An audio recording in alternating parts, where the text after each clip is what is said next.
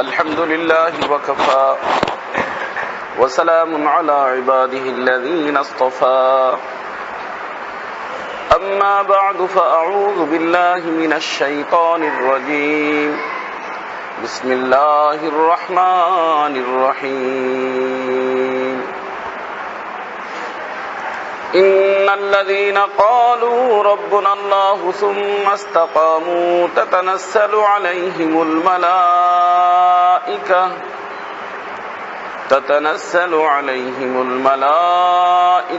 ألا تخافوا ولا تحزنوا وأبشروا بالجنة التي كنتم توعدون نحن أولياؤكم في الحياة الدنيا وفي الآخرة ولكم فيها ما تشتهي أنفسكم ولكم فيها ما تدعون نزلا من غفور رحيم صدق الله مولانا العظيم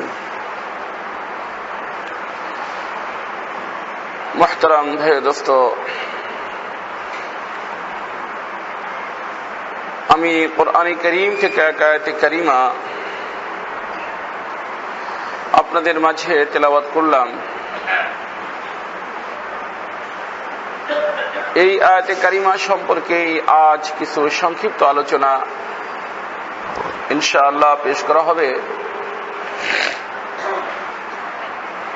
আমি গত কয়েক জুমা এক বিষয়ের উপরে আলোচনা করতেছিলাম। বিষয় ছিল যে আমরা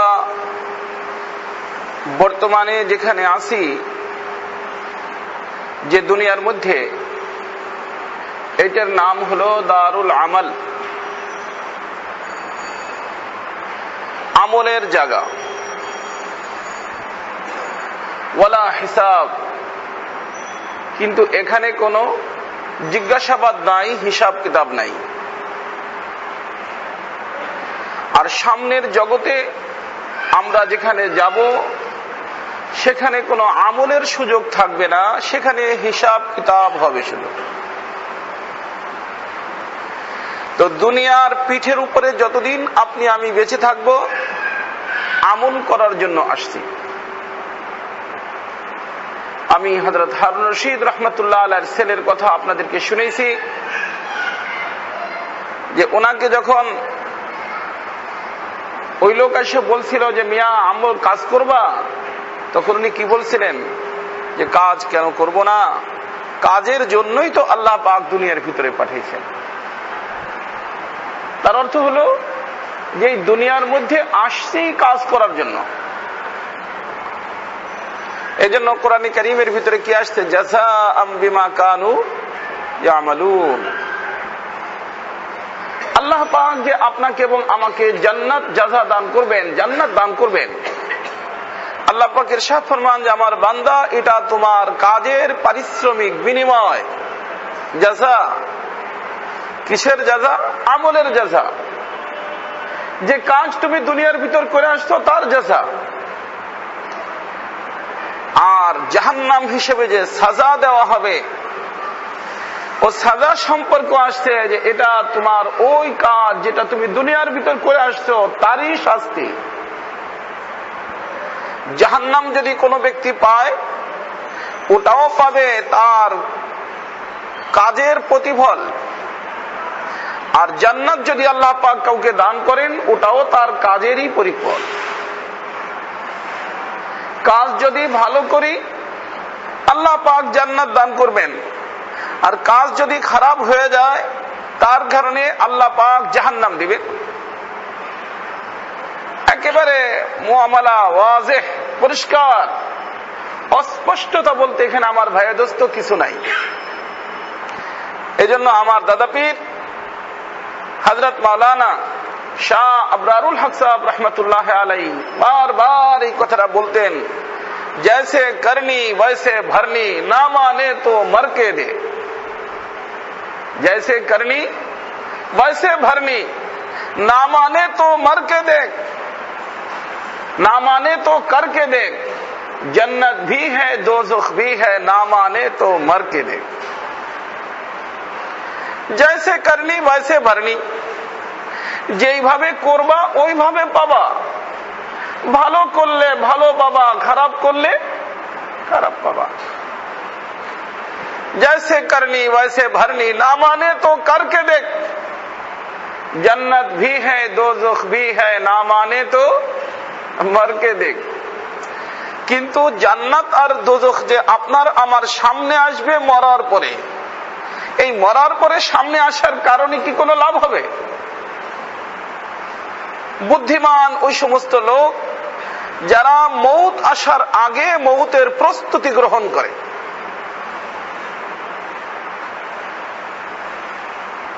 বুদ্ধিমান ওই সমস্ত স্টুডেন্ট, ওই সমস্ত ছাত্র পরীক্ষার হলে যাওয়ার আগে যারা কি করে, পরীক্ষার প্রস্তুতি গ্রহণ করে। কি বলেন না, পরীক্ষার হলে যা প্রস্তুতি নেয়। পরীক্ষার হল তো পরীক্ষার হল, পরীক্ষার হলের আগে প্রস্তুতি নিতে হবে। আর এই সময় আল্লাহ পাক বাঁধে দিয়েছেন কটুক হাত্তা ইয়াতিয়াকাল ইয়াকিন, মৃত্যু আসা পর্যন্ত তোমার প্রস্তুতি নেওয়ার সময় আছে। আল্লাহ রাসূল বলেন হাত্তা ইউগারগির, তোমার এই প্রস্তুতি নেওয়ার সময় আল্লাহ পাক রাখছেন কত সময় পর্যন্ত?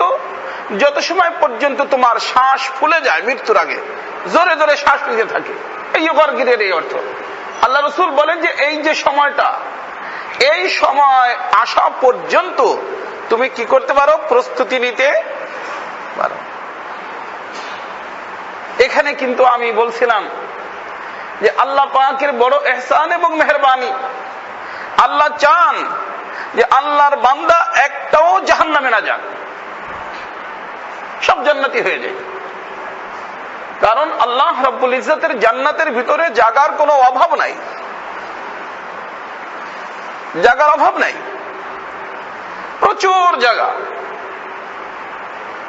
আর এই সব লোকগুলোকে জান্নাতে যাওয়ার পরেও জান্নাতে যাবে কিভাবে? হাদিস শরীফের মধ্যে আসছে মানুষের আমলের দ্বারা যারা যাবে তারা তো যাবেই। এরপরে যখন মানুষের মাগফিরাতের ফয়সালা হয়ে যাবে, তারা আল্লাহ রাব্বুল ইজ্জতের নিকটে সুপারিশের জন্য দরখাস্ত তলব করবে যে আল্লাহ, আমার মনে হচ্ছে যে আমার কিছু লোকজনকে আমি দেখতেছি না, অথচ তাদের সাথে আমার সম্পর্ক ছিল, একটু যদি আপনি মেহেরবানি করে আমাকে অনুমতি দিতেন তো ও লোকগুলোকে তালাশ করে দেখতাম যে ওরা জাহান্নামের ভিতর তো রয়ে যায় নাই। আল্লাহ পাক অনুমতি দিয়ে দিবেন। আল্লাহ পাক নবীদেরকে অনুমতি দিবেন, ফেরেশতাদেরকে অনুমতি দিবেন, ওলিদেরকে অনুমতি দিবেন, আলেমে দ্বীনকে অনুমতি দিবেন। হাফিজে কোরআনের হাতে তো আল্লাহ পাক 10টা এনওসি ধরায় দিবেন যে যাও, তুমি যাও।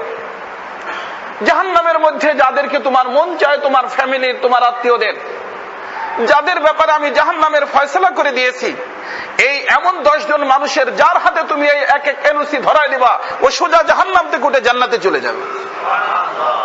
হাফিজে কোরআনকে তো স্পেশাল ভাবে আল্লাহ পাক 10টা এনওসি দিবেন জাহান্নামের থেকে মানুষকে নেওয়ার জন্য। এনওসি বলতেছি এই জন্য যে আপনারা এগুলো খুব ভালো বোঝেন। বিদেশে যায় না মানুষ, বিদেশ থেকে আসার সময় বা বিদেশে থাকা অবস্থায় কি পাঠায় দেয়? এনওসি পাঠায়, ভিসা পাঠায়। আল্লাহ রাসূল সাল্লাল্লাহু আলাইহি ওয়াসাল্লাম ইরশাদ ফরমান মান ক্বারা আল কুরআন ফাস্তাযহারাহু ফাহাল্লা হালালাহু ওয়া হাররামা হারামা আদখালাহু আল্লাহুল জান্নাহ ওয়া শাফাআহু ফি আশরাতিন মিন আহলি বাইতিহি কুল্লুহুম ক্বাদ ওয়াজাবাত লাহুম নার। আল্লাহ রাসূল ইরশাদ ফরমান যে কোরআন কারীম হিফজ করলো আর কোরআন অনুযায়ী তার জীবন হলো, এইটা হলো অত্যন্ত লক্ষণীয় বিষয় যে শুধু হাফেজে কোরআন হওয়া যথেষ্ট না। আজ আলহামদুলিল্লাহ আলহামদুলিল্লাহ আমাদের সমাজের মধ্যে যারা ভিআইপি মানুষ, আসলে তো টাকার কারণে মানুষ ভিআইপি হয় না, সম্পদের কারণে মানুষ ভিআইপি হয় না, বংশের কারণে মানুষ ভিআইপি হয় না, দুনিয়ার কোন পদের কারণে মানুষ ভিআইপি হয় না। আল্লাহ পাক তো ইরশাদ ফরমান, ইন্না আকরামাকুম ইনদাল্লাহি আতকাকুম, যাদের নিকটে তাকওয়ার দৌলত যত বেশি থাকবে ও আমার নিকটে তত ইজ্জতওয়ালা, তত সম্মান। মানুষের ভিআইপি হওয়ার জন্য কি করতে হয়? তাকওয়া অর্জন করতে হয়, এ তো আল্লাহর নিকটে। কিন্তু আমাদের সমাজের নিকটে বিভিন্ন কারণে মানুষ ভিআইপি হয়ে যায়। কিন্তু তারপরেও মাইনে নেওয়ার পরেও বলতেছি যে এই ভিআইপি পারসন, আলহামদুলিল্লাহ, এরা এদের বাচ্চাকে বর্তমানে কোরআনে কারীমের হাফেজ বানাচ্ছে। এই উত্তরার দিকে শুনছে অনেক মাদ্রাসা আছে 4000, 5000, 6000 এক এক মাসে দিতে হয়, দিয়ে হাফেজ বানাচ্ছে। কিন্তু মনে রাখবেন, শুধু হাফেজ বানানোই আপনার ছেলেকে যথেষ্ট না। আপনার ছেলেকে হাফেজ বানানোর পরে আপনার ছেলের লাইফ কোরআন অনুযায়ী হতে হবে, তার জীবন কোরআন অনুযায়ী হতে হবে। হাফেজে কোরআন তো হলো, কোরআন অনুযায়ী তার লাইফ নাই, জীবন নাই। এই হাফেজে কোরআন তো নিজেই জান্নাতে যাবে না, ও আবার আরেকজনের এনওসি তালাশ করবে কোত্থেকে, বুঝেন নেই? এজন্য যেখানে হাফেজে কোরআন নিজের আওলাদকে বানাচ্ছি, সেখানে তার লাইফ, তার জীবন কোরআন অনুযায়ী হচ্ছে কিনা এদিকেও খেয়াল রাখার চেষ্টা করি, বহুত জরুরি। আমার ছেলেকে আলেম বানাইতেছি, তো আমার ছেলের লাইফ কোরআন অনুযায়ী আছে কিনা সেদিকে খেয়াল রাখা আমার জন্য জরুরি। এজন্য আমার ভাই দোস্ত, হাফেজে কোরআন হচ্ছে আলহামদুলিল্লাহ বহুত ভালো, খুশির কথা, এদিকেও খেয়াল রাখবো। আল্লাহ রাসূল বলেন যে এই হাফেজে কোরআন যার লাইফ কোরআন অনুযায়ী, আল্লাহ পাক তাকে জান্নাত দান করবেন। তার ঘরের ভিতরে, তার পরিবারের 10 জন ব্যক্তি যাদের সম্পর্কে জাহান্নামের সিদ্ধান্ত হয়ে গেছে, ওয়াজিব হয়ে গেছে জাহান্নাম, এমন 10 জন ব্যক্তিকে ওর সুপারিশ আল্লাহ কবুল করবেন। ওর সুপারিশ কবুল করে আল্লাহ পাক তাদেরকেও জান্নাত দিয়ে দিবেন। এজন্য নিজের ফ্যামিলির, নিজের আত্মীয়র একটু ভালো ছেলেগুলো দিয়েন, বুঝছেন? ভাঙ্গা চোরাটা দিন না। মাদ্রাসায় দেয় একেবারে ভাঙ্গা চোরা দিলে, সেইটা কোন ছেলে যদি ল্যাংড়া পয়দা হয়, হয়তো হুজুর এদের মান্নত মানছিলাম হওয়ার সময় যে এইটা মাদ্রাসায় দিব, বুঝছেন? আর যেটা বেরেলি ওটা কি বানাবে? Doctor, engineer. এরপরে আবার আপনাদের প্রশ্ন হলো, হুজুর বর্তমানে মাদ্রাসায় ভালো হুজুর পয়দা হয় না, বাঙ্গাসুরা হুজুর। আরে মিয়া, ছেলে মেলে তো বাঙ্গাসুরাটা দাও, তারপরে তো মাশাআল্লাহ বেকার নাই একটাও, সবগুলো মাশাআল্লাহ খাইয়ে দেয়, ভালোই আছে আলহামদুলিল্লাহ, আল্লাহ পাকের মেহেরবানি। আমাদের এখানে যত ছেলে মেলে পড়ে, এখনো আমার নিকটে 15-20 জন মুহাদ্দিসের লিস্ট রয়ে গেছে, বিভিন্ন মাদ্রাসারা চায় রাখছে আমাদেরকে দেন, কিন্তু আমি দিতে পারতেছি না। কিন্তু আজকে যদি মাস্টার্স করা লোকদের আমি এই করে যে কিরানি পোস্টে রাখা হবে, একজন মাস্টার্স কিন্তু করা থাকবে, আলহামদুলিল্লাহ আমি আশা করি এই বাংলার জমিনের থেকে 100-200 চলে আসবে ঢালকানগরে চাকরি করার জন্য, আসবে কিনা? কিন্তু আমি পাইতেছি না মুহাদ্দিস, হাদিস শরীফ পড়ানোর জন্য। তারপরে তো আপনাদের নিকটে মৌলবী বেশি হয়ে গেছে, কিন্তু আমার নিকটে মৌলবী এখন অনেক কম, ভালো মৌলবীর অভাব, পাচ্ছি না তালাশ করে, বুঝছেন কথাটা? এই জন্য আল্লাহ পাক মাফ করুক, মাদ্রাসায় দিয়েন, ভালোটা দিয়েন, ভাঙ্গা চোরাটা দিয়েন না, ভালো দিয়েন, ইনশাআল্লাহ ভালো পাবেন। আল্লাহ পাক দুনিয়াও তাকে ইজ্জত আর সম্মান দান করবেন, আর আখিরাতে ইনশাআল্লাহ আল্লাহ পাক তার দ্বারা চাইতো বড় ধরনের কাজ হবে। যাই হোক, আমি বলতেছিলাম যে ময়দানে মাহশারে আল্লাহর বান্দারা সুপারিশ করবে, কিন্তু সকলের সুপারিশের পরে আল্লাহ রাব্বুল ইজ্জত নিজে সুপারিশ করবেন। নিজে সুপারিশটাকে নিজে জাহান্নামের থেকে উঠাবেন, 3 মুঠ উঠাবেন, 3 এরকম হাত ধরে 3 বার উঠাইয়া আল্লাহ পাক জান্নাতে দিবেন, বুঝছেন? লক্ষ লক্ষ কোটি কোটি মানুষ এই জাহান্নামের থেকে আল্লাহর এই হাতের ভিতর উঠে তারা জান্নাতে চলে যাবে। এরপরেও এক আল্লাহর বান্দা থাকবে, মুসলিম শরীফের হাদিস, ও পড়ে থাকবে ওর ভিতরেই,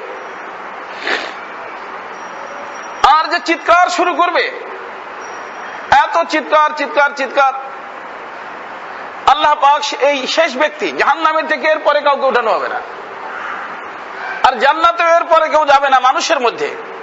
সর্বশেষে জান্নাতের ভিতর ঢুকবে, সর্বশেষে জাহান্নাম থেকে বের হবে। এ আল্লাহর বান্দা চিৎকার করতে থাকবে। আল্লাহ পাক জিজ্ঞাসা করবেন, হ্যাঁ কি ব্যাপার, এত খামাখা চিল্লাচিল্লি করতেছ, তোমার চিৎকারের কারণে জাহান্নামীদের কষ্ট হচ্ছে, বলো বিষয়টা কি? আল্লাহ পুড়ে টুড়ে একেবারে কয়লা হয়ে গেছে।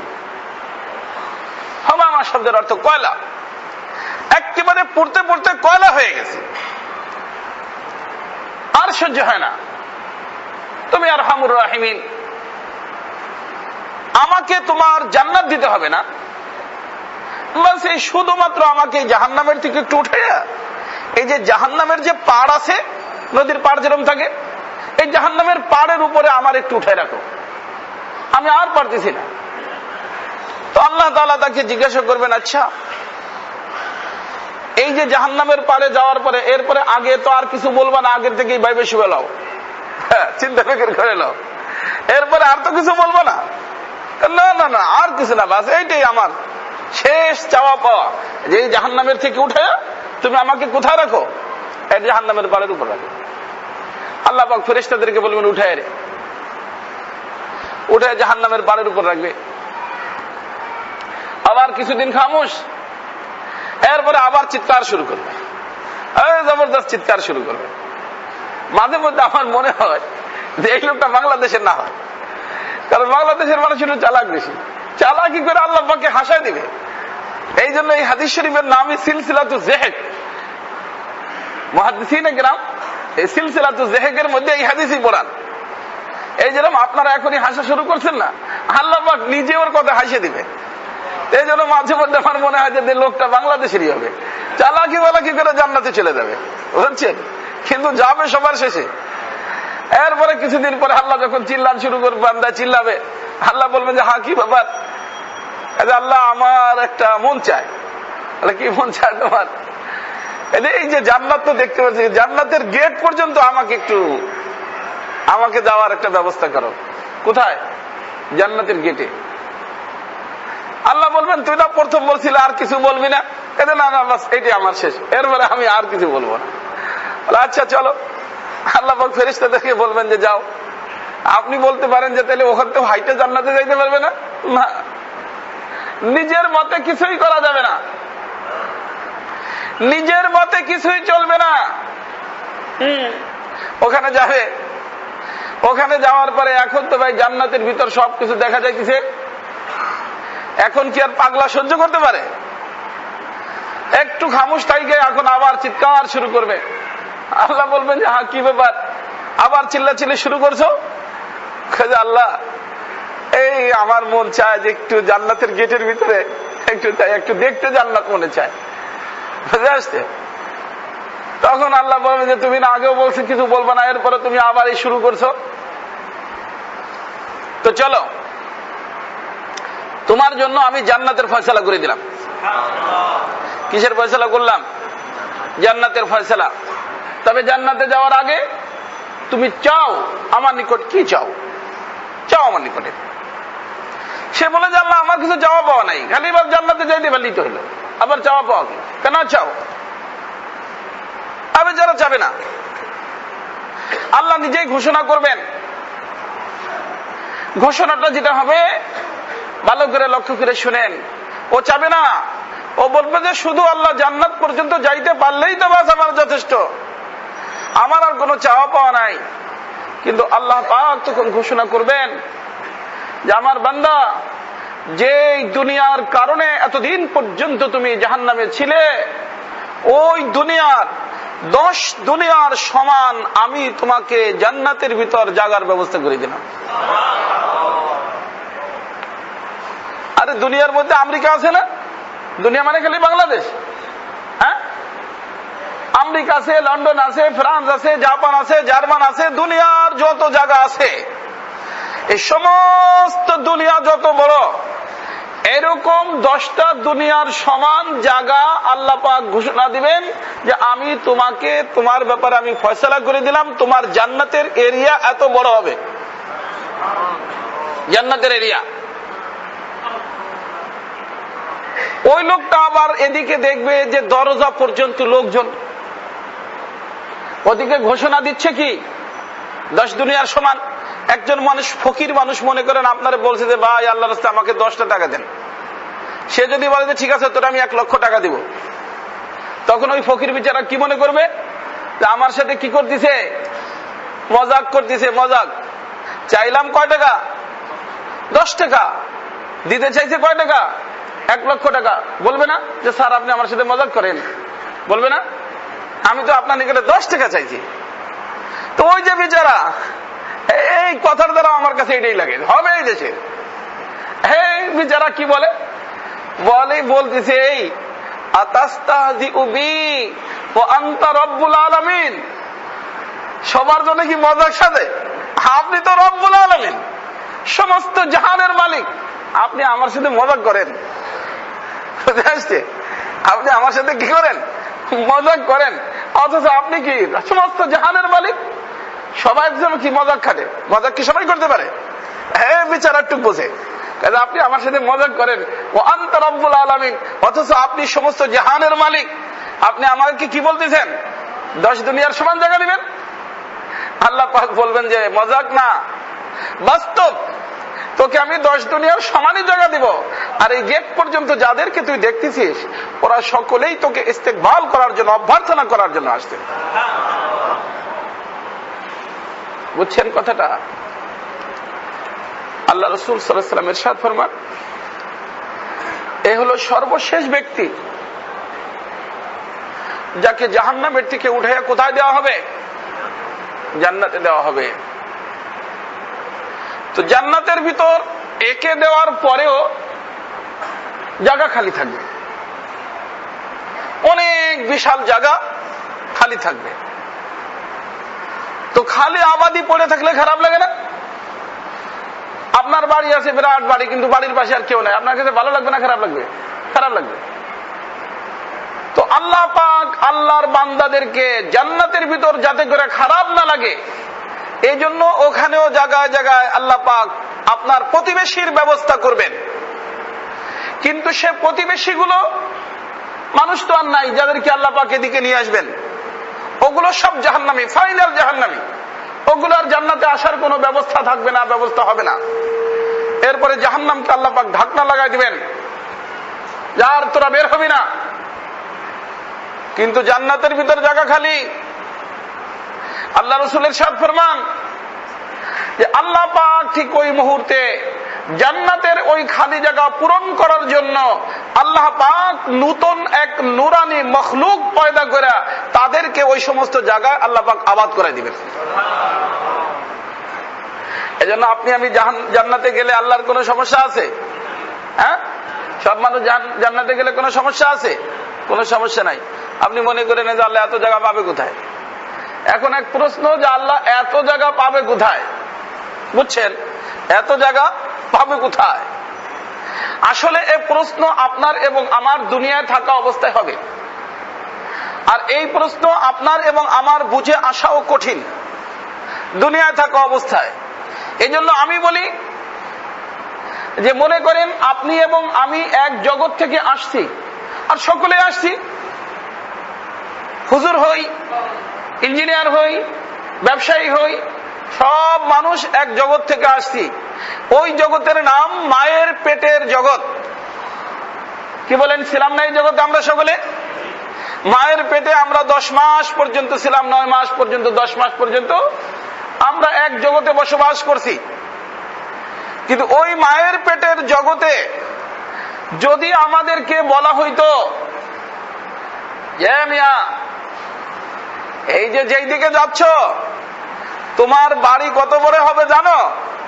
এই তুমি যেই জগতে আসো, যেই বাড়িতে আসো, এই বাড়ির দিকে 1 লক্ষ গুণ বড় একটা বাড়ি তোমাকে দেওয়া হবে।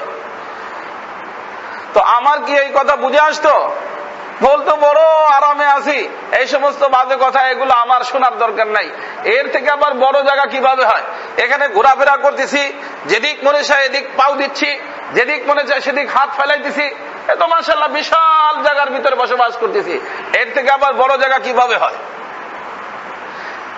আমি আপনাকে জিজ্ঞাসা করি, যেই জগতে আমরা ছিলাম ওই জগৎ থেকে আপনার বর্তমান যদি ছোট একটা বাড়িও থাকে, সেই বাড়িটা কয় গুণ বড়? হ্যাঁ, অনেক গুণ বড় না? অনেক গুণ বড়। কিন্তু ওই জগৎ থাকা অবস্থায় যেমনি ভাবে দুনিয়ার জগৎ বুঝে আসে নাই, দুনিয়ার জগতে থাকা অবস্থায় আপনার এবং আমার আখিরাতের জগৎ বুঝে আসবে না। আল্লাহ রাসূল বলেন, আদাতুল ইবাদিয়াস সালিহিন মা লা আইনুন রাআত ওয়ালা উযুনুন সামিআত ওয়ালা খাতারা আলা কলবি বাশার। হাদিসে কুদসি আল্লাহ পাক ইরশাদ ফরমান যে আমি আমার বান্দার জন্য এমন ব্যবস্থা গ্রহণ করছি, মা লা আইনুন রাআত, চোখে দেখে নাই, ওয়ালা উযুনুন সামিআত, কানে শুনে নাই, ওয়ালা খাতারা আলা কলবি বাশার, আর মানুষের দিলে কল্পনার জগতেও সেটা আসে নাই, দিলে আসে না। কিভাবে হবে? কিন্তু আল্লাহ পাক যা করছেন করছেন, এর ভিতর কোনো সন্দেহ নাই, এর ভিতর কোনো কি নাই? সন্দেহ নাই। ওর মায়ের পেটের জগৎ থাকতে যেমনি ভাবে দুনিয়ার জগৎকে বোঝা কঠিন, দুনিয়ার জগতে থাকা অবস্থায় কবরের জগৎ বোঝা কঠিন, হাসরের জগৎ বোঝা কঠিন, জান্নাতের জগৎ বোঝা কঠিন, কঠিন বোঝা। তবে আছে, কিন্তু তারপরেও বুদ্ধিমান, আল্লাহ রাসূল বলেন বুদ্ধিমান ওই সমস্ত মানুষ যারা এই দুনিয়ার জগতে থাকা অবস্থায় কবরের জগৎকে রাসূলের কথা বলে, আল্লাহর কথা বলে স্বীকার করে, মানে, বুঝে।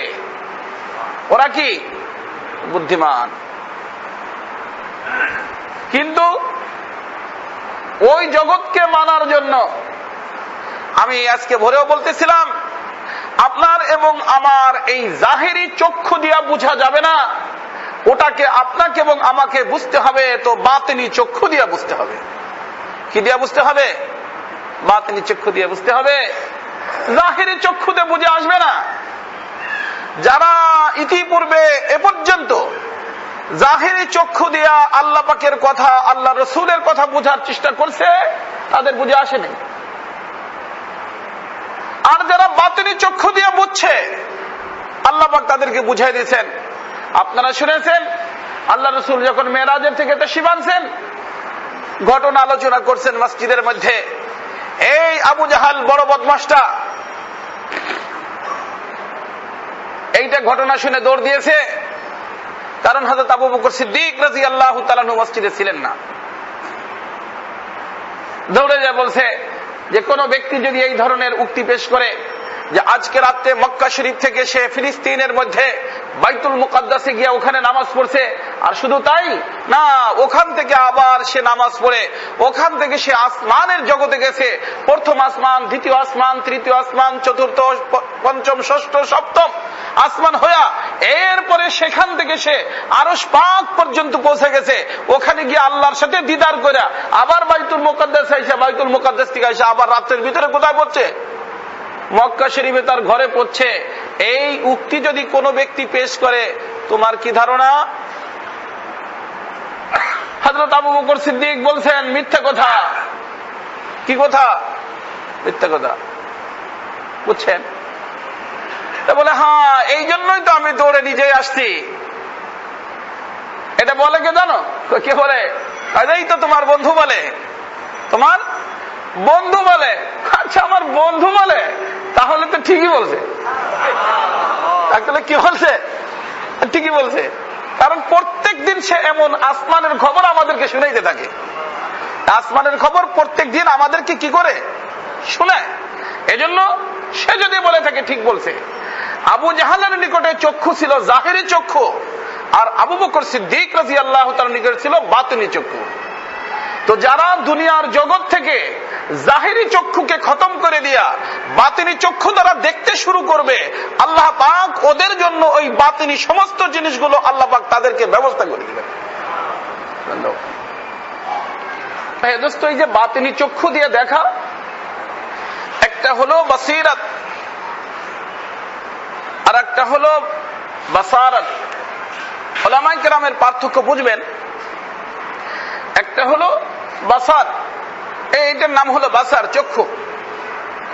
এই চক্ষু দিয়া বর্তমানে না দেখা বাসিরাত মানে দিলের চক্ষু দিয়া, অন্তরের চক্ষু দিয়া, বাতিনি চক্ষু দিয়া যারা দেখবে ওদের জীবন তো কামিয়াব, ওদের জীবন ধন্য।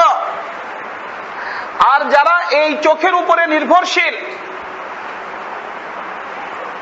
ওদের জীবন ইতিপূর্বে নাকাম হয়েছে, বর্তমানেও নাকাম হবে, ভবিষ্যতেও নাকাম হবে। আর এরা যখন আল্লাহ রাব্বুল ইজ্জতের নিকট যাবে, অর্থাৎ এই চক্ষু বন্ধ হয়ে যাবে, মাটিতে ভরে যাবে। এই চক্ষু কিসে ভরে যাবে? মাটিতে ভরে যাবে। যদি দেখতে চান এই যে কবরস্থানে চলে যান, যাওয়ার পরে দেখবেন যে চোখটা মাটিতে কি হয়ে গেছে, ভরে গেছে। মাটিতে ভরে যাওয়ার পরে দেখা যায় মাটিতে ভরে গেছে, দেখার কোনো কায়দা নাই। কিন্তু যখন এই চক্ষু মাটিতে ভরে যাবে, মনে রাখবেন যখন এই চক্ষু দুনিয়ার মানুষ বন্ধ করে দিবে, ওই দিন আমি আমার নানা শ্বশুরের ইন্তেকাল হলো, মৃত্যুর পরে মানুষ চায়ে থাকে, মানুষে কি করে? চোখটাকে বন্ধ করে দেয়। মানুষ যখন আপনার আমার এই চক্ষুকে নিজের হাতে বন্ধ করে দিবে, বুদ্ধিমান ওই সমস্ত মানুষ এই চক্ষু চাওয়া অবস্থায়, নিজে বন্ধ করার শক্তি থাকা অবস্থায় যারা এই চক্ষুকে একটু বন্ধ করা, বাতিনি চক্ষুকে খোলার চেষ্টা করে, ওদের জীবন ধন্য, ওরা কামিয়াব। এই চক্ষু ইচ্ছা করলে বন্ধ করতে পারে, ইচ্ছা করলে খুলতেও পারে। এই সময় যারা নিজের ইচ্ছায় এই চক্ষুটাকে বন্ধ করে, নিজে নিজে বন্ধ করে, এই চক্ষু বন্ধ করলে ওই চক্ষু খুলে, বুঝছেন? এই চোখ বন্ধ করলে কি হয়? বাতিনি চোখটা খুলে। ওই বাতিনি চোখ দিয়ে যদি কোনো আল্লাহর বান্দা এখানে থাকা অবস্থায় দেখে, তো ওখানে যাওয়ার পরে এটা বলার প্রয়োজন হবে না, রব্বানা আবসরনা, আল্লাহ দেখছি, বুঝছি, ফারজিনা নামাল সালিহান গায়রাল্লাযী কুননা নামাল, দেখছি বুঝছি, এখন একটু ওইদিকে পাঠাও। হে যা করছি উল্টা পাল্টা, আর একটাও করব না, একেবারে পাক্কা সুফি সাহেব হয়ে আসবো, বুঝছেন? এ বলবে। কিন্তু মিয়া তখনকার দেখা বুঝার দ্বারা তোমার কোনো লাভ হবে না। বুদ্ধিমান হলো ওই সমস্ত মানুষ যে চক্ষু ইচ্ছা করলে খুলতেও পারে, বন্ধ যতদিন করতে পারে, নিজের নিয়ন্ত্রণে যতদিন এই চক্ষু আছে ততদিন পর্যন্ত নিজের এই চক্ষুটাকে যদি বন্ধ করার কারো তৌফিক হয়ে যায়, আল্লাহ রাসূল বলছেন মউতু ক্বাবলা আন তামুতু, মরো নাই, এখনো হায়াত আছে, এখন তুমি একটু মরো। এখন কি করো? মরো। এই মরার আগে যদি তুমি মরতে পারো, হাসিবু ক্বাবলা আন তুহাসাবু, তোমাকে প্রশ্নপত্র তোমার হাতে দিয়া জিজ্ঞাসাবাদ করা হবে, একদিন আসবে। ওই দিন আসার আগে তুমি একটু মইরা তারপরে মনে করো যে আমি মরে গেছি, আমি আমার আল্লাহর সামনে উপস্থিত হয়েছি, আমার আল্লাহ আমাকে জিজ্ঞাসাবাদ করতেছেন। এখন প্লাস মাইনাস করে দেখো যে তুমি পজিটিভে আছো না নেগেটিভে আছো। যদি পজিটিভে থাকো আলহামদুলিল্লাহ, আর যদি নেগেটিভে থাকো এখনো তোমার সময় আছে। তওবার কেমিক্যাল ব্যবহার করে পিছনের জীবনকে ক্লিন করা, ভবিষ্যৎ জীবনের জন্য চক্ষুকে বন্ধ করা, বাতিনি চক্ষু খুলে কাজ করতে থাকো, তোমার সমস্ত রাস্তা আল্লাহ পাক ক্লিয়ার করে দিবেন। সব রাস্তা ক্লিয়ার। আমার কথা বুঝতেছেন আপনারা? হ্যাঁ, সবাই বুঝতেছেন না? বুঝতে কষ্ট হচ্ছে? হে সহজ রাস্তা। আল্লাহ রাসূল বলেন মউতু ক্বাবলা আন তামুতু ওয়া হাসিবু ক্বাবলা আন তুহাসাবু, হিসাব হবে ফাইনাল, মরতে হবে ফাইনাল।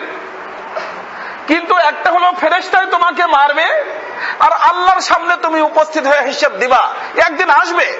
কিন্তু তার আগে তুমি নিজেই বুদ্ধিমান যদি হয়ে থাকো, একটু মরার আগে মরো, মরার পরে যেরকম চক্ষুটা বন্ধ হয়ে যায়, তুমি একটু এই চক্ষুটা একটু বন্ধ করো। এই চোখ দিয়ে দেখতে পারবে না, এই চোখ বন্ধ করলে বাতিনি চক্ষু দিয়ে তুমি দেখতে পারবে, দুনিয়ার দূর দূর পর্যন্ত দেখতে পারবে, হাসরের ময়দান পর্যন্ত দেখতে পারবে, হিসাব কিতাবের সমস্ত দৃশ্য দেখতে পারবে, পুলসিরাতের দৃশ্য দেখতে পারবে, কবরের দৃশ্য দেখতে পারবে, আর জান্নাত আর জাহান্নামের দৃশ্য পর্যন্ত দেখার ব্যবস্থা আল্লাহ পাক করে দিবেন। কিন্তু এই চোখ দিয়া, এই চোখ বন্ধ করতে হবে। দেখতে হবে কোন চোখ দিয়া? বাতিনি চক্ষু দিয়া, দিলের চক্ষু দিয়া দেখতে হবে। যারা দিলের চক্ষু দিয়ে এখানে থাকা অবস্থায় চক্ষু বন্ধ করে দেখবে, তাদের জীবন কামিয়াব, ধন্য। আর যারা এই চক্ষু দিয়া দেখতে থাকবে, ওই চক্ষু খুলতেই রাজি না, না আমরা তো মাশাআল্লাহ বুদ্ধিমান শিক্ষিত সমাজ, এই হুজুরদের এই সমস্ত ওই পুরানো জমানার কথা এগুলো আমরা মানতেও রাজি না, শুনতেও রাজি না। হ্যাঁ ঠিক আছে, চোখ খুলে থাকো, একদিন আসবে তোমার চক্ষু বন্ধ করা হবে, তুমি যত বড় মানুষই হও। তুমি যখন মানুষ হয়ে দুনিয়ার ভিতরে আসছো, চক্ষু একদিন তোমার বন্ধ করা হবে। আর যেই দিন তোমার ছোট বাচ্চাও তোমার চক্ষু বন্ধ করে দিবে, তাহলে তোমার বলার কোনো কিছু থাকবে না, হা করে চায়ে থাকবা। তোমার জবানকে বন্ধ করে দেওয়া হবে, চক্ষু খোলা থাকবে, মানুষ তোমার চক্ষু বন্ধ করে দিবে, বন্ধ হবে। কিন্তু তখন বন্ধ হওয়ার দ্বারা কোনো লাভ হবে না। বন্ধ যদি এখন করতে পারো নিজের ইচ্ছায়, তাহলে লাভ হবে। এজন্য আমার ভাই দোস্ত, চক্ষু এখন বন্ধ করতে হবে, হায়াত থাকতে বন্ধ করতে হবে। হায়াত শেষ হলে তো মানুষই বন্ধ করে দেবে, কারণ চাইয়ে থাকা ভালো লাগবে না, হা করে থাকা ভালো লাগবে না, বুঝছেন? এ সকলের উপরে আসবে। আসবে না কোন ব্যক্তির উপরে? এই যার যার উপরে আসবে না এই দিনটা, এমন কোন ব্যক্তি আপনাদের ধারণা মতে আমাদের এই মসজিদের ভিতরে আছে? হ্যাঁ, মসজিদে তো নাই, বাংলাদেশে আছে, পুরা দুনিয়ার ভিতরে আছে, পুরা বিশ্বের ভিতরে দুনিয়ার ভিতরে কোথাও নাই। কুল্লু নাফসিন যায়িকাতুল মাউত, আল্লাহ পাক বলছেন এদিক সেদিক যাই করো, কিন্তু এই যে মউত নামে যে জিনিসটা আমি রাখছি, বুশ মার্কা হও আর দাজ্জাল মার্কা হও, যেই মার্কাই হও, এ মউত তোমার আসবেই। মৃত্যুর পেয়ালা তোমার হাতে নিয়ে পান করতেই হবে, ইচ্ছায় হোক আর অনিচ্ছায় হোক। যারা চক্ষু, এই চক্ষু দুনিয়ায় থাকা অবস্থায় বন্ধ করবে, বাতিনি চক্ষু খুলবে, মৃত্যুর পেয়ালা তাদের সামনে আসবে, সে সাদরে সেটাকে গ্রহণ করবে। আর যারা এই চক্ষুকে খোলা অবস্থায় চলতে থাকবে, ওই চক্ষুকে, বাতিনি চক্ষু খুলবে না, ওরা যখন মৃত্যুর কথা শুনবে, ভাগতে চেষ্টা করবে, পালাইতে চেষ্টা করবে, আল্লাহর ফেরেশতারা ধরে ওকে কয়েদি বানায়া ফেরেশতাদের হাতে তুলে দিবে, ভাগা যাবে না। আল্লাহ বলছেন যে ভাগবা কোথায়? ওয়ালাউ কুনতুম ফি বুরুজিম মুশাইয়াদা, আল্লাহ পাকের কথা, ওয়ালাউ কুনতুম ফি বুরুজিম মুশাইয়াদা। কি অর্থ? মজবুত, একেবারে মজবুত ধরনের কোন বক্সের ভিতরে যদি তুমি কি হয়ে যাও, যে খামোশ বক্সের ভিতরে ঢুকছো, লোহার বক্স, কোন ধরনের কোন ছিদ্র মিদ্র কিছু নাই, ওর ভিতরে যে ঢুকছো, যে দেখি বাঁচা যায় কিনা, ওখানেও বাঁচবে? আল্লাহ বলেন যে তুই ওখানে যে আমার হাত থেকে বাঁচতে পারবি না, ওখানে যে আমার ফেরেশতারা তোকে ধরবে। এই জন্য আমার ভাই দোস্ত, ধরা পড়তে হবে সকলের, কিন্তু ধরা পড়ার আগে ধরা দিলে ভালো না? ধরা পড়ার আগে, আমি তো বলি ধরা পড়ার আগে ধরা দাও, কেস হালকা হয়ে যাবে। কেস কি হবে? হালকা হবে। হইতে পারে যারা ধরবে তারাই বুদ্ধি শুদ্ধি দিয়ে দিবে, যারা মিয়া যখন স্বেচ্ছায় ধরা দিচ্ছে, চলো তোমার জন্য এই সুযোগ সুবিধা।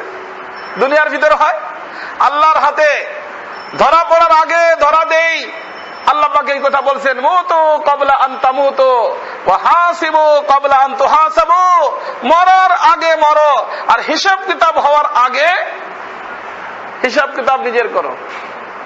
আমার ভাই দোস্ত, আমি গত সপ্তাহে বলছিলাম যে হিসাব কিতাব আপনাকে আমাকে পেশ করতে হবে। কি ভাই, পুলিশের কি খবর?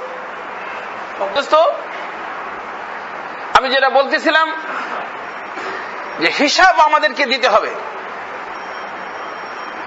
হিসাব আমাদেরকে দিতে হবে, কিন্তু হিসাবের আগে আপনাকে এবং আমাকে আল্লাহ রাব্বুল ইজ্জত বড় ইহসান আর মেহেরবানি করে নবী এবং রাসূলদের মাধ্যমে জানায় দিয়েছেন প্রশ্ন কি কি আসবে, প্রশ্ন কি কি হবে ওটা জানায় দিয়েছেন। আমি গত সপ্তাহে বলছিলাম টোটালি প্রশ্ন কয়টা? 8টা।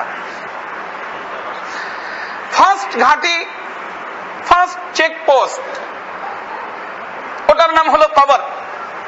এটার নাম হলো কবর। কবরের মধ্যে ফার্স্ট চেকপোস্টে প্রশ্ন হবে 3টা। আর ফাইনাল যেখানে আল্লাহ পাক নিজেই বসবেন হিসাব নেওয়ার জন্য, আল্লাহর সামনে মিজান থাকবে, ওখানে প্রশ্ন হবে 5টা। তবে ওখানে আদালত কয়টা হবে ওটা আমি আগে আপনাদেরকে বুঝাইছি, মনে রাখবেন। সব ওয়াজ মনে রাখলেই তো আমল করার তৌফিক হবে। তো আমার ভাই দোস্ত, ফার্স্ট যে 3টা চেকপোস্ট, ফার্স্ট চেকপোস্টে 3 প্রশ্ন। আল্লাহ রাসূলের ইরশাদ ফরমান, ইয়াতিহি মালাকান। যখন কোন ব্যক্তিকে কবরের মধ্যে রেখে দুনিয়ার লোকজন যাইতে শুরু করে, তো কবরের ভিতর ওই ব্যক্তি জিন্দা হয়ে যায়। কি হয়ে যায়? জিন্দা হয়ে যায়। আপনি বলবেন যে আমি যদি সাথে সাথে আবার খুলি তো জিন্দা পাবো? আপনি দেখবেন এই চোখ দিয়া, জিন্দা পাবেন না। এই চক্ষু দিয়া অনেক কিছু আপনি দেখতে পারেন না। আর এইটা দেখার জন্য আপনার এবং আমার ব্যবস্থা আল্লাহ পাক করে দিয়েছেন। আল্লাহ সব ব্যবস্থা করছেন আপনার আমার বুঝার জন্য। এরপরে যদি না বুঝি, আমার মতো কপাল পোড়া দুনিয়ার ভিতর কেউ নাই, বোঝা দরকার। আমি তো বলি যে মিয়া বেগম সাহেবার নিকটে বসে আছো, বেগম সাহেব ঘুমাইতেছে। আজকে আমি ঘুমাইছিলাম, খানকার মধ্যে বাচ্চা কাচ্চা জাগতেছিল, ওরা বলে জিজ্ঞেস করছে হযরত কি ব্যাপার, মশাই কাটছে? খুব বারবার এদিক সেদিক করতেছিলেন। ওদেরকে আমি বলিনি, আসলে আমি এক স্বপ্নে দেখতেছিলাম, বুঝেননি? আপনি আপনার বেগম সাহেবের নিকটে বসা, কোনো কিছু পড়তেছেন, বেগম সাহেব ঘুমায় গেছে। বেগম সাহেবা বিচারি স্বপ্নে দেখতেছে, আরে সুবহানাল্লাহ, বিরাট এক সাপ তারে দাবড় দিছে, কম ফালা দিয়ে দিছে দৌড়। বেচারি দৌড়াইতে দৌড়াইতে দৌড়াইতে একেবারে ঘাম ছুটে গেছে, তাড়াতাড়ি উঠছে, পানি খাওয়াও। কি ব্যাপার? আমার সাপে কাটতে আসছিল। বুঝছেন? পরিষ্কার পরিচ্ছন্ন বেডরুম, বিল্ডিং এর মধ্যে এসি চলতেছে, সাপের কোনো খোঁজ খবর নাই। পরে কি কাটতে আসছে? সাপে কাটতে আসছে। এখন আপনি যদি বলেন যে এই সমস্ত বুকামি কথা তুমি কোত্থেকে বলো, সাপে কাটতে আসবে কোত্থেকে? আমি তো তোমার সামনে বসা, সাপটা তো এলাকার ভিতরে আমি দেখতেছি না। আপনি কি বলেন? ও কি মানবে? ও বলছে না, সাপে কাটতে আসছিল, তুমি দেখো না, আমি দেখছি। ও যে দেখছে এটা মিথ্যা কথা। হ্যাঁ, কি বলেন? আপনারা কথা বলেন না কেন? মিথ্যা কথা। ও তো দেখছে, সত্যি দেখছে। তাহলে ঘাম বেরিয়েছে কেন? ঘাম বেরিয়ে গেছে, বিচারি পানি পাইছে দিচ্ছে, ভয়তে কাঁপতেছে। ও দেখছে, কিন্তু আপনি কি দেখছেন? হ্যাঁ, আপনি তো দেখেন। আল্লাহ পাকে ব্যবস্থা করছেন আপনার বুঝার জন্য যে আমার বান্দা, তুমি বেডরুমে শোয়া, তোমার বেগম সাহেবাকে সাপে কাটে, তুমি চোখে দেখো না, বেগম সাহেবা দেখে। ও কবরের ভিতর যাওয়ার পরে সবকিছু হবে, কবর খুঁজলে তুমি দেখতে পারবে না। হবে, সাপ আসবে, বিচ্ছু আসবে। এখন বলবে আমি তো বিচ্ছু দেখি না, তুই দেখবি কিভাবে? তুই তো তোর বেডরুমে তোর বেগম তোর পাশে শোয়া অবস্থায় তুই বেডরুমের ভিতর বিচ্ছু দেখো নাই, সাপ দেখো নাই। এখন মাটির পরে যাওয়ার পরে তুই কি দেখবি? ও তো মাটির পিঠের ভিতরে, পেটের ভিতরে, আর তুই মাটির পিঠের ভিতরে। এক জগতে থাকা অবস্থায়, যেখানে এক বেডরুমে থাকা অবস্থায় দেখো নাই, এখন তো জগৎ চেঞ্জ হয়ে গেছে। মাটির উপরে হলো মাটির পিঠ, আর মাটির নিচে হলো মাটির পেট। পিঠের উপরে থাইকে যেখানে বুঝো নাই, পেটের ভিতরে যে কিভাবে বুঝবা? ওইটা যেরকম মাইনে নিছ, বুদ্ধিমান হলো ওই ব্যক্তি। বুদ্ধিজীবীরা লক্ষ্য করে শোন, বুদ্ধিজীবী যদি হয়ে থাকো, এখনো মানো যে পিঠের পেটের ভিতরে যাওয়ার পরে এমনটা ঘটবে, তাহলে তুমি বুদ্ধিমান। আর যদি না মানো, জব ফাটেগা তব সমঝেগা, সামনে আসলে বুঝবা, কিন্তু ওই বুঝার পরে 5 পয়সার কোনো দাম নেই। বাঁচবার দাম নাই। বুঝতে হবে এখন, বুঝতে হবে কখন?